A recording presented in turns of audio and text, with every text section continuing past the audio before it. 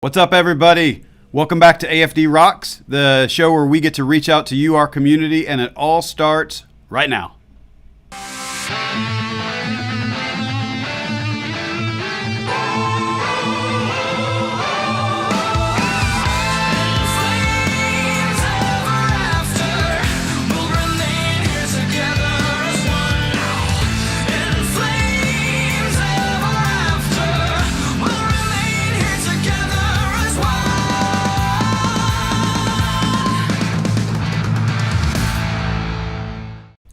All right, everybody, we're really glad that you joined us again for this, our third episode.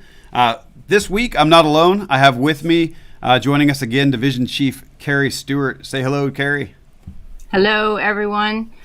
Thank you for joining us again. We've got a good episode for you today, and so let's get things started. After meeting with Teresa Cifuentes last week from our community outreach group, we thought he'd close the loop on some of our outreach to the community from within AFD. So we're going to start off this month's episode with the work that our Wildfire Division does for community outreach. So we're happy to welcome to the show James Duff, who is good entrance. He's one of our fire adapted communities coordinators within the Wildfire Division for AFD. So James, welcome. Thank you. And if you have not signed up for our monthly wildfire newsletter, you are missing out. James authors that. He's a fantastic writer. Not only is it educational, it is entertaining as well. That's right. But you do more than try. I agree. You're very successful. So it's a great newsletter. If you have not subscribed to that, we'll give you some information on how to do that. But James, if you can tell us a bit about who you are, what you do, and how long you've been with AFD. Sure. Yeah. I came on about 2 weeks before the beginning of the pandemic, so I got to be in my office just long enough to set it up before everyone told me to go home. Awesome. And since then, that's probably where the emphasis on the newsletter came from. And I was lucky enough during the pandemic that since most of the work that we were doing in home ignition zone assessments happens outside, we're still able to work with a lot of community members. Tell us what a home ignition zone assessment is. Right, yeah. Try not to be too jargony. But a home ignition zone is going to be the area right outside of a structure, be it like apartment building, regular ranch home, giant mansion, tiny little shack, any of those, the area immediately around it that could catch on fire and then burn down, whichever one you end up on your MASH game getting. And so if someone requests a home ignition zone assessment from the Wildfire Division, what happens then? What does that look like? So they come in a lot of different ways. Some people just will reach out to us from 311. Other people just get there by word of mouth. Some people are really engaged with their community and their council members, and they find their way to us. But everyone, for the most part, will end up getting an email response from us after they make any sort of request or suggestion that they might be interested in learning more about wildfire. Okay. That's the first step that we go to, so we can actually have a face-to-face communication and talk about their own specific personal risk. What other ways does the Fire Adapted Communities Coordinator, you, interact with the public or get information to the public? So we are using social media a bit more. There's also the monthly newsletter where I ramble on for many, many, many paragraphs about what's affecting Austin and the fire department at large that month, or well, probably more the previous month because it comes out at the beginning of the month. We also have been working with a lot of other partners, both within the city and around the city, and community members. One of our greatest partners is a woman whose name is Joyce Stotts, and she organized the Austin Area Firewise Alliance, and she's actually been training just regular homeowners, people who have like a little bit more time on the weekends, have retired, something like that, to be able to do the home ignition zone assessments themselves for the greater community. There's only myself and another fire adapted communities coordinator, Chris Vetramil, in the fire department, and we have the entire city. So There's a lot. That's a lot for two people, for sure. Yes. Yeah, I think so that's really great that's happening. There's a way to kind of increase your staff kind of organically and let the community help themselves also as they learn from us. Yeah. Yes, big shout out to Joyce and the Alliance. They do a lot of good work in the community, kind of grassroots and on boots on the ground, force multipliers for us in the Wildfire Division for sure. That's great. Yeah, she's amazing. What's the best way for people to get hold of you?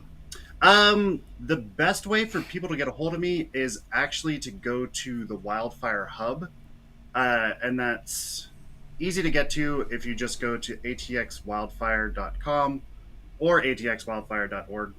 Both of them will lead you to a website, and that has a bunch of our information. It'll also take you to the Wildfire Hub that has a giant wealth of information, as well as an easy way to get in contact with the Fire Adapted Communities program. All right. And if you could say one thing to people about being wildfire safe, what would it be? That the giant wall of flames that you imagine in your nightmares is not actually what you need to be scared of. It's actually the tiny embers. Okay. So, another lesson that we can draw analogies from the pandemic. It's not All right. the things you can see, some things you can't see. All right. And since we're 2 days away from Halloween, what's your all-time favorite Halloween costume that you've ever had? Before I worked for the fire department, I was a bartender on East 6th Street, and the best one I ever came up with was a cowboy, where I dressed up as a cow in cowboy boots and a cowboy hat. That's awesome. Boy. Awesome. James, thank you for being with us today and for all the information. Yeah. Everyone, Yeah, James. Duff. Take care, y'all. James, thank you very much, man. That was awesome. Hey, Carrie, you've got a really good team over there at Wildfire. We're glad to Thank have you. James and everybody that helps out with that stuff You have to walk on out board. as you leave. I was going to see if I could reel out, but there just wasn't enough room. Take care, y'all. Bye, James.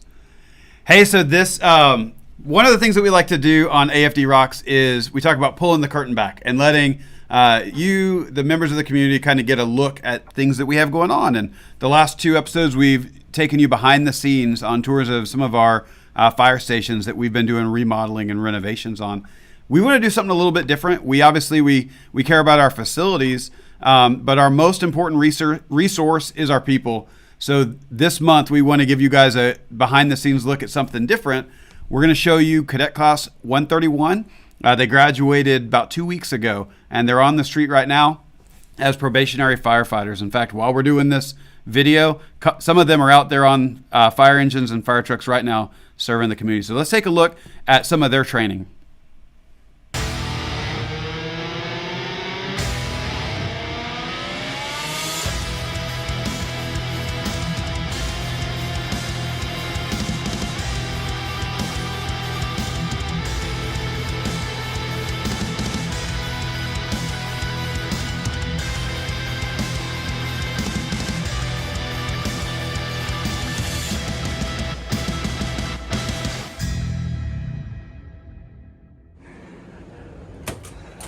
Box time, let's go, let's go, let's go, let's go, let's go. Hurry up, don't be last out there, let's go.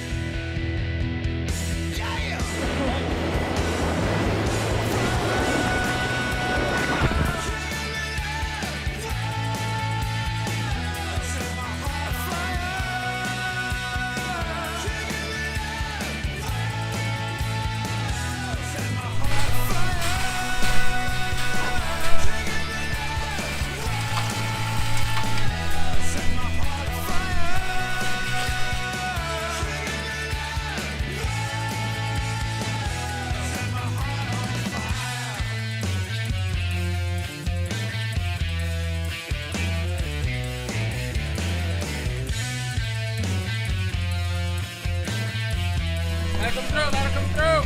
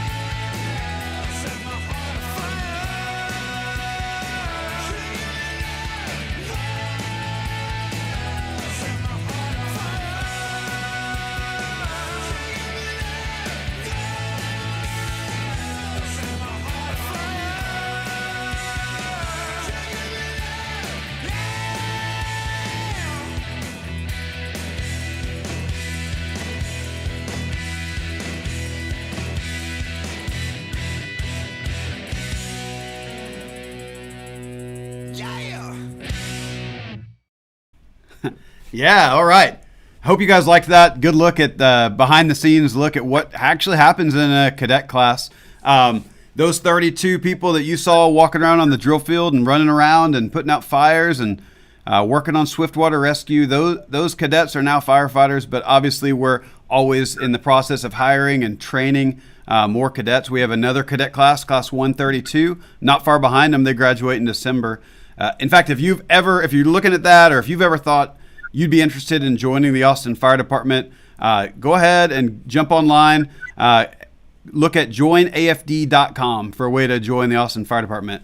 Not joinafd.org, or else then you have to join the Albany Fire Department. So we'd rather you go to joinafd.com for that. So the truth is, in order to do cadet training like that, it takes a lot of people. And of course, it takes a leader behind all of that. With that in mind, it's time for the hot seat. Welcome! It's time for the hot seat.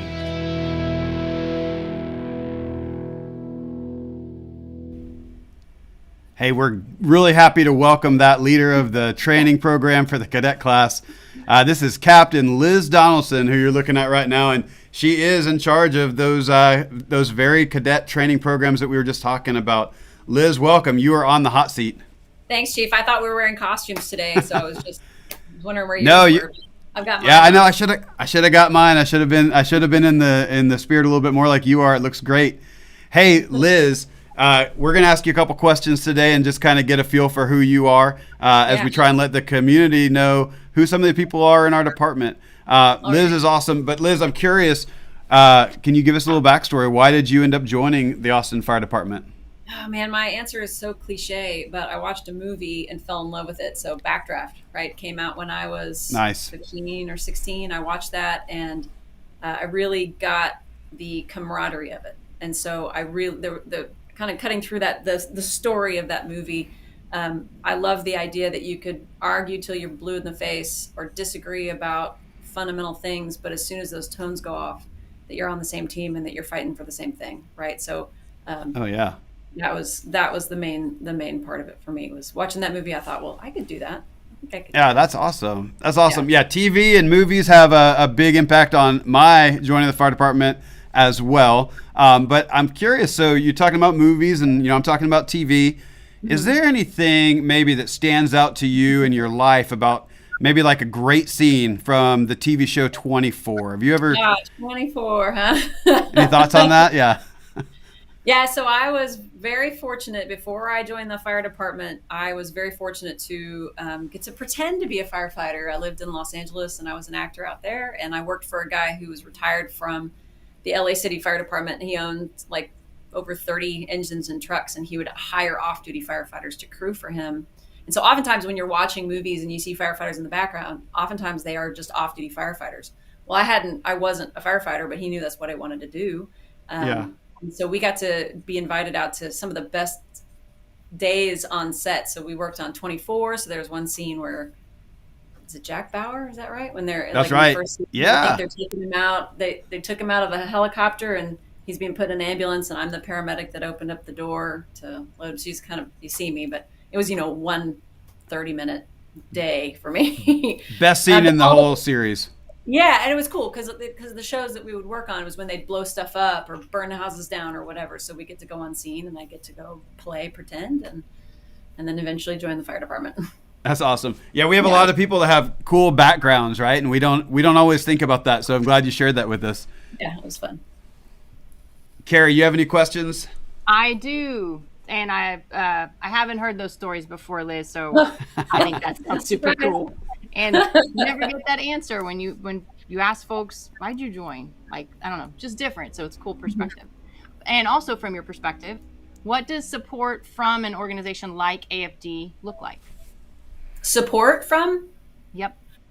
Well, from my capacity, right, I work down here, work closely with our instructors. I work with the team leaders, which is a group that we have that really serves as coaches and mentors for the cadets. And support from the Austin Fire Department, for me personally, looks like really trusting how we are running things down here, that we are paying close attention, that we are, as I like to say, we're using our powers for good and not evil, right? So we run a really tight ship down here at Education Services, and support from the Austin Fire Department looks like trust, right? Trust in decisions from the leadership down here, that when we send information up the chain of command, that it is that it's believed and that it's supported from up on top. I know y'all put a lot into with the team leaders, making sure that kind of no one gets left behind in the academy, and that's the whole point of that team leader program, is making sure that that everyone is accounted for. If they're struggling, it's documented and they're given assistance, and if they're doing great, that's documented also, and that they're followed both ways. So. And what is your philosophy on giving back to the department, and how do you do it? Oh, well, so I've been fortunate in my career. One of the big things that I'm really proud of is being a part of the Emergency Service Pipes and Drums Association. And so giving back to the department in my time in preparing and practicing the bagpipes to put a good face on for the fire department in time, like really horrible times when families need it. If there's funerals, or even if there are celebrations. I spent kind of in the before times. I don't play the bagpipes right now. It's been a while since I've picked them up because I'm otherwise busy.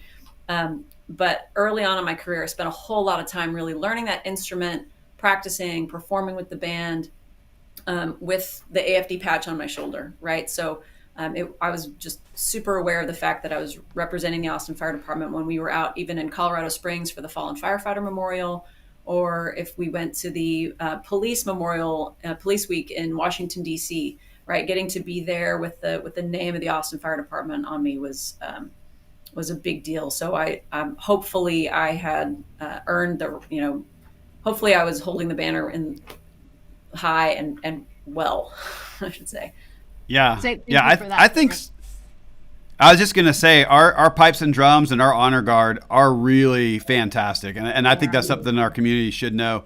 And there are a lot of people just like you, Liz, that have really plugged into those things and have helped out on their own and learning an instrument or dedicating their time and learning how to do that job the right way. And our folks do a great job with that every time. Truly. Liz, what do you think are AFD's most important responsibilities to the community, or the most important responsibility to the community?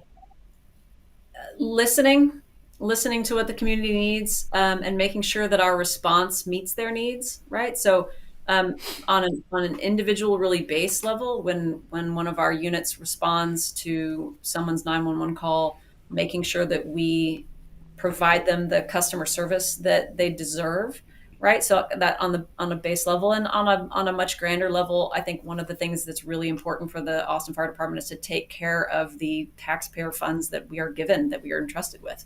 So if that's as minor as making sure we're tracking our assets and not wasting taxpayer money, and I think that's so on the grand scheme of things, just honoring the money that we are entrusted with, but on the base level, making sure we're providing that customer care. Awesome. There's a relatively recent statistic that we have that over half of our department has fewer than 5 years. Yeah. Department. So what do you perceive as the challenges with that as one of the leaders at Education Services and in charge of the cadet classes? What are the challenges with that? So I think the biggest thing, and this is even true when I came in, gone are the days where we responded to a bunch of fires, right? We don't make as many fires as we used to. And when I came in almost 19 years ago, I was being told that, well, we don't make the kind of fires that we used to. And so now when we have a really young department that makes even fewer fires than I did when I was coming up, I think it's so important that we stay on top of the training, right? We have to do this incumbent training. There has to be just a constant refreshing of skills and training, right? Because if we're not going to get it on the fire ground, then we've got to create it somewhere. And while I'm introducing that environment to these cadets, and part of my job and my team leaders' jobs are to show them how important it is to be hungry in this job and to want to continue to learn more. The other half of the education services, the professional development side, really works on the incumbent training, and that side is just as important as what I'm doing. Awesome. Yeah, well said. Hey, Liz, we have a couple minutes left with you. We'd like to play a game that we do every time on the hot seat. In this game, we're going to say a word, and you tell us first thing that comes to mind. All right? Ooh, Fair okay. enough? Okay. All right. So I'll start you off. Sandwich. Peanut and butter jelly. I'm a mom, so that's usually what we go to. Clutch. All right. Season. Garlic salt goes on everything. Good choice. And superpower. Flying. All right. Soda. Dr. Pepper. Your fear or phobia? Of loss of family, I think. Loss. Oh, And let's go back to soda. You could say just Coke, and then I could still give you a random answer, right? We are in Texas. Yeah, I felt that same way about that question. All right. Disney character. Moana. She's strong. All right. Yeah. What about TV show? Oh, man. Downton Abbey. Mm-hmm. All right. Yeah. Okay. Book. Lord of the Rings. Cartoon. Oh, these are good. Calvin and Hobbes. Mm-hmm. Okay. Vacation spot. Backpacking in Europe. Jealous. Okay, pet. No kidding. Oh, man, I would like to go with cat or dog because I love them, but I miss having a sugar glider. I had a sugar glider a million years ago, and I always thought that would be cute to have again. So sugar glider. Gonna have to Google that later. Okay, hidden talent. And say one more time. Hidden talent. Generally, I go with bagpipery, but you guys, that's not hidden anymore. We already talked about it. But yeah. Bagpipes. It was hidden just moments ago. It's fine. Yeah, there you what go. about last meal? Oh, probably just a really good ribeye, cooked medium that my husband makes. This is really good. And your biggest dislike? The use of the word hate. I think it's way overused. It's I okay hate to that dislike too. things. I'm not a fan of hate. Yeah. Yeah. All right. Okay, and then Carrie asked a good question earlier. Will you tell us about your favorite or best Halloween costume?